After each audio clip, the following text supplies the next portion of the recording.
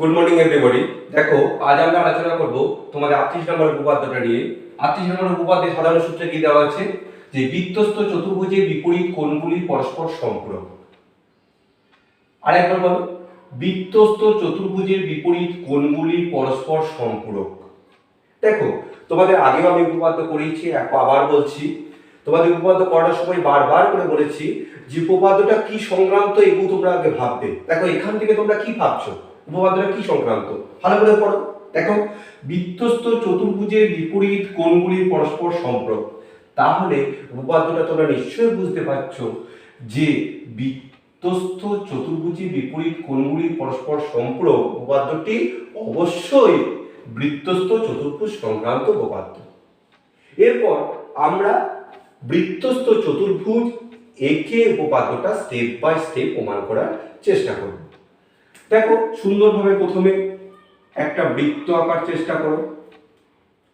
বৃত্তটা একে, বৃত্তস্থ চতুর্ভুজ একে ফেলো। দেখো, আমরা বৃত্ত আঁকলাম, বৃত্তে একটা কেন্দ্র নাম দিয়ে দাও ও। এবার বৃত্তস্থ চতুর্ভুজ আঁকো একটা, বৃত্তস্থ চতুর্ভুজ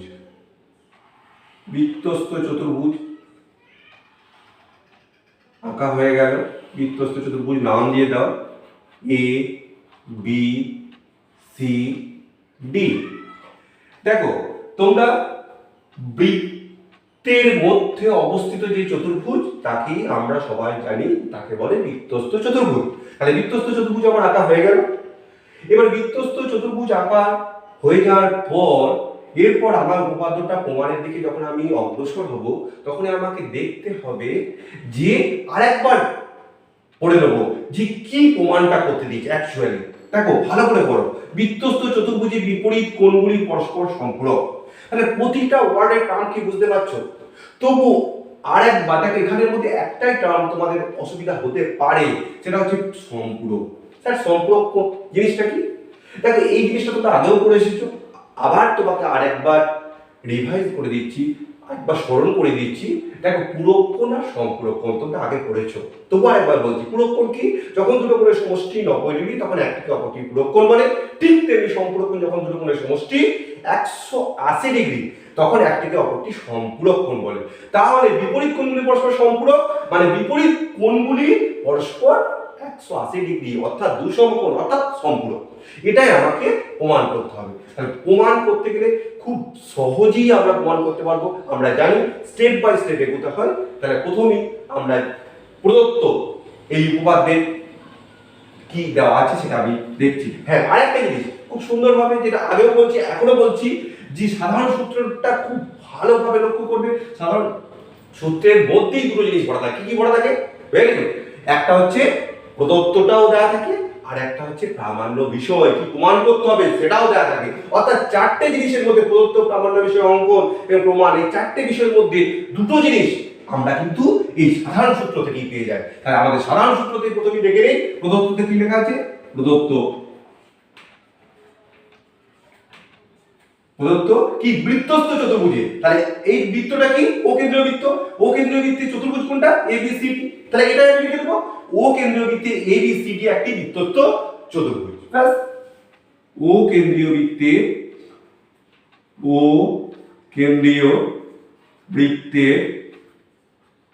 এ বি সি ডি একটি বৃত্তস্থ চতুর্ভুজ। প্রদত্ত হয়ে গেল। প্রামাণ্য বিষয়, তাকে এর মধ্যে প্রামাণ্য বিষয় ভরা আছে। প্রামাণ্য বিষয়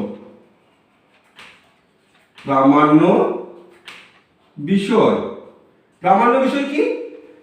বিপরীত কোণগুলি পরস্পর সম্পূরক। বৃত্তস্থ চতুর্ভুজের বিপরীত কোণ। তাহলে এখানে আমি ভাবি, এই যে আমি যে ছবিটা আঁকলাম, তাহলে এখানে বৃত্তস্থ চতুর্ভুজ এবিসিডি, বৃত্তস্থ চতুর্ভুজের বিপরীত কোণ কোনটা?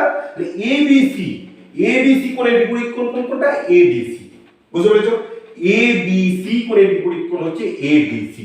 তাহলে বিপরীত কোণগুলি পরস্পর সম্পূরক। তাহলে এবিসি প্লাস কোণ এডিসি ইজ ইকুয়াল টু কোণ প্রামাণ্য বিষয় কোণ এবিসি প্লাস কোণ এডিসি ইজ ইকুয়াল টু 2 সমকোণ। এটা আমাকে প্রমাণ করতে হবে। আর একটা কি এবিসি বিপরীত কোণ, আর আবার এই চতুর্ভুজের বিপরীত কোণ কোনটা বিএডি প্লাস কোণ বিসিডি, কোণ বিএডি প্লাস কোণ বিসিডি ইজ ইকুয়াল টু 2 সমকোণ। এটা আমাকে প্রমাণ করতে হবে, ঠিক আছে? তাহলে প্রামাণ্য বিষয় তাহলে প্রদত্ত হয়ে গেল প্রামাণ্য বিষয়। এবার অঙ্কনে চলে যাব। দেখো অঙ্কন, অঙ্কন একটা উপপাদ্যকে প্রমাণ করতে গেলে যতটুকু আমরা আঁকবো সেটাই হচ্ছে অঙ্কন। দেখো এই উপপাদ্যকে প্রমাণ করতে গেলে আবার বেশি কিছু অঙ্কন করার প্রয়োজন নেই। কি করব, শুধুমাত্র এ এর সঙ্গে ও আর ও এর সঙ্গে সি যুক্ত করে দিলেই আমার প্রমাণ হয়ে যাবে। তাহলে এইটুকু আমি আঁকবো। তাহলে এ ও এবং ও সি যুক্ত করিলাম, এ ও এবং ও সি যুক্ত করিলাম। তাহলে উপপাদ্যের 4টে পার্টের মধ্যে 3টে পার্ট আমরা কভার করে ফেললাম, কমপ্লিট করে ফেললাম। এরপর যেটা মেইন পার্ট প্রমাণ, সেই প্রমাণে আমরা ঢুকবো। তাহলে প্রমাণ, তাহলে প্রমাণ কি? প্রমাণে আসি এবার। খুব সহজ, ভেরি ইজি। দেখো একটু বুঝো তাহলে দেখো জিনিসটা তোমাদেরকে পড়তেও হবে না, শুধু ছবিটার দিকে তাকাও, আরামসে প্রমাণ হয়ে যাবে। দেখো ও কেন্দ্রীয় বৃত্ত একটা, ও বৃত্তের কি, বৃত্তের একটা পার্ট, সেটা কি বৃত্তচাপ। তাহলে এ বি সি একটা বৃত্তচাপ, আর একটা কি এডিসি একটা বৃত্তচাপ, ঠিক আছে? তাহলে এই বৃত্তের একটা বৃত্তচাপ কি এবিসি, আর একটা কি এডিসি। তাহলে একবার আমি দেখি এবিসি বৃত্তচাপের উপর কোন কোন কোণটা অবস্থান করছে সেটা লিখি। এবিসি বৃত্তচাপের উপর অবস্থিত কোণ, তাহলে এ বি সি বৃত্তচাপের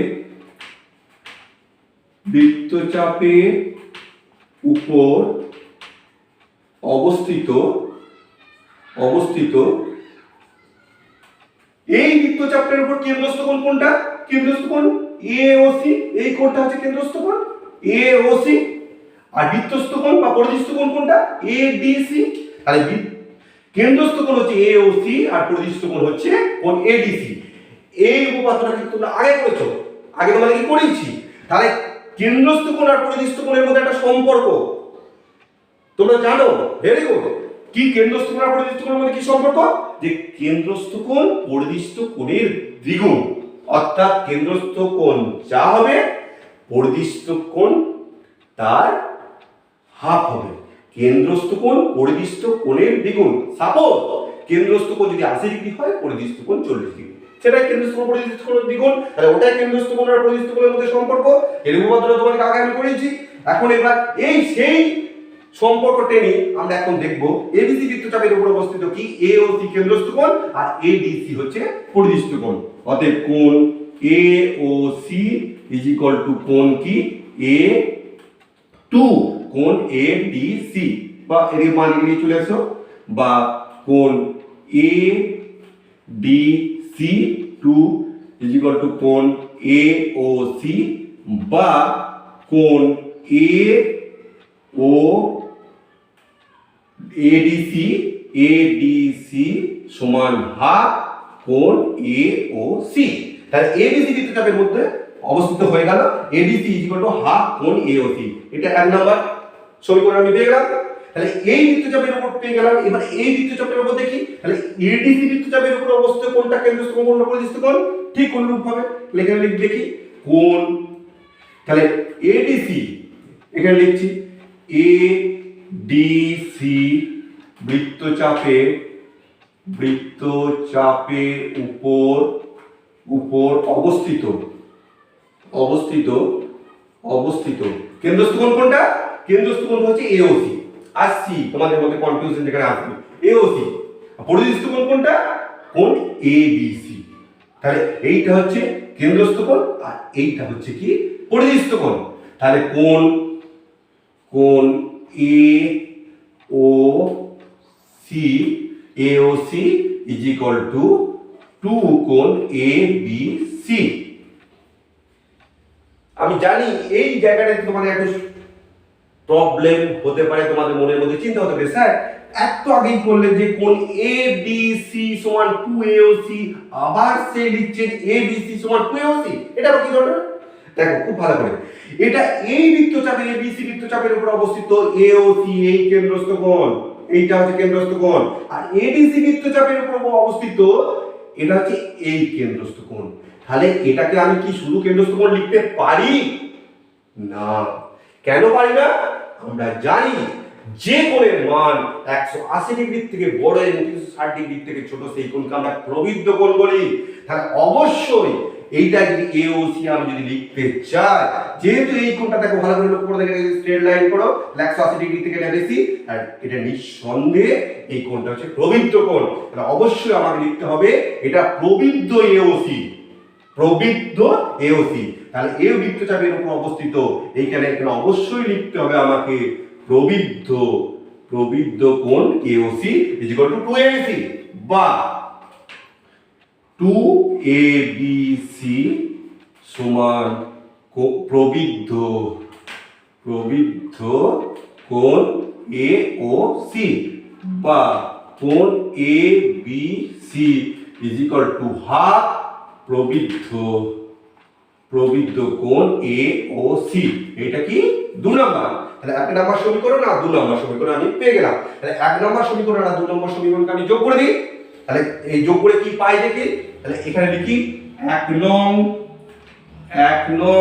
ও 2 নং সমীকরণ, সমীকরণ যোগ করিয়া পাই, যোগ করিয়া পাই কি পাই? 1 নং এবং 2 নং সমীকরণ যোগ করে লেফট হ্যান্ড সাইড হিসেবে লেফট হ্যান্ড সাইড যোগ করো, কোণ এবিসি, কোণ এবিসি প্লাস কোণ এডিসি। তাহলে এই লেফট হ্যান্ড সাইড সঙ্গে লেফট হ্যান্ড যোগ করলাম, এখানে কি লেফট হ্যান্ড সাইড হাফ প্রবৃদ্ধ এওসি, হাফ প্রবৃদ্ধ কোণ এওসি প্লাস হাফ কোণ AOC is equal to half common নিয়ে নাও, তাহলে কি প্রবৃদ্ধ, প্রবৃদ্ধ কোণ এওসি প্লাস কোণ এওসি। দেখো এখানে ভালো করে করো, এটা একটা বিন্দু, এখানে কি এটা প্রবৃদ্ধ এওসি আর একটা এওসি, তাহলে এটা কি একটা বৃত্ত। আমরা জানি কি বৃত্তের কোণের মান কত?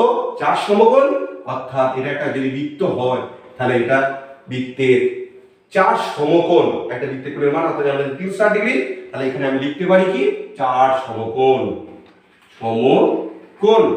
অতএব কোণ 4 সমকোণ হাফ, তাহলে হাফ ইনটু 4 সমকোণ, হাফ ইনটু 4 সমকোণ, হাফ ইনটু 4 সমকোণ, সমকোণ 2 2 4 ইজ ইকুয়াল টু 2 সমকোণ, 2 সমকোণ। তাহলে কোণ এবিসি প্লাস কোণ এডিসি, কোণ এবিসি প্লাস কোণ এডিসি, প্রমাণ বিষয় কোণ এবিসি প্লাস কোণ এডিসি ইজ ইকুয়াল টু কত? 2 সমকোণ, 2 সমকোণ। প্রমাণ ইজিলি প্রমাণ হয়ে গেল। ভেরি গুড, সুন্দরভাবে দেখো এই প্রমাণ হয়ে গেল। তাহলে এই প্রমাণটা স্যার কি করে করবো? স্যার আর এরকম কি করবো না, আর করার দরকার নাই। তুমি যেটা বুঝতে পেরেছো, স্যাররা এটা বুঝতে পেরে গেছে, এটাকে আবার পুনরায় করার কোনো দরকার নেই। সুতরাং তাহলে এটাকে করতে গেলে কি করতে হবে? কিচ্ছু না, শুধুমাত্র এটা যেমন অঙ্কনটা এও আর ওসি যুক্ত করেছিলে ঠিক তেমনি ওইটার অঙ্কনটা বিও আর ওডি যুক্ত করে দেবে। তাহলে বিও এবং ওডি যুক্ত করিয়া এটা পায়, অতএব কোণ বিওডি প্লাস কোণ বিসিডি ইজ ইকুয়াল টু 2 সমকোণ। এটা প্রমাণ হয়ে যাবে। তাহলে খুব সুন্দরভাবে আশা করছি তোমরা বুঝতে পেরেছো।